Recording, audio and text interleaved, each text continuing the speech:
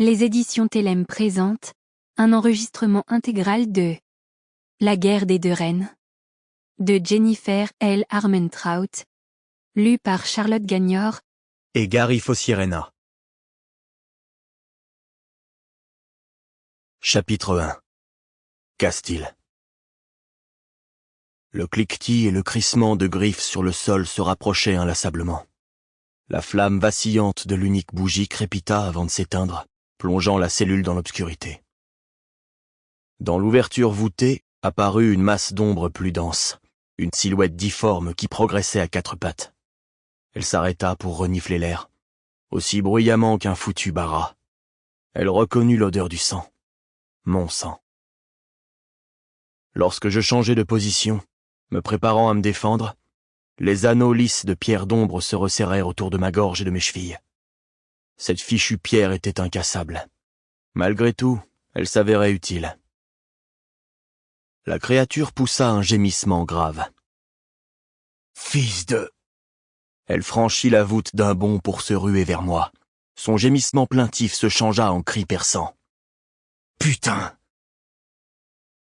J'attendis que son infâme odeur de pourriture me parvienne pour me plaquer contre le mur, les jambes relevées.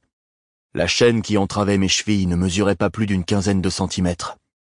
Quant aux anneaux, ils ne céderaient pas un pouce, mais c'était suffisant.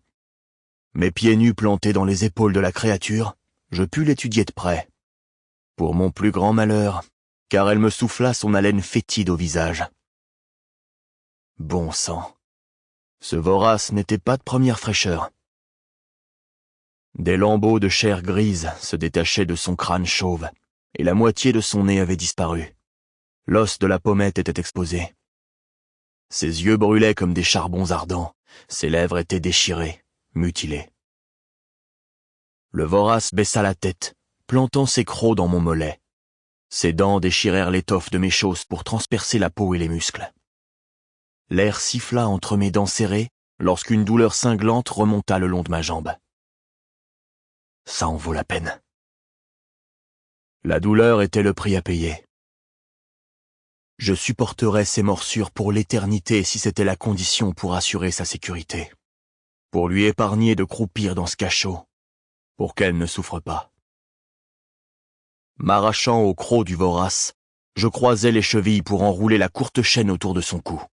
Je me contorsionnais pour serrer sa gorge avec les liens d'os ternis, mettant fin à ses cris. Plus je me tordais, plus mon entrave m'étranglait moi aussi, me coupant la respiration. Sample complete. Ready to continue?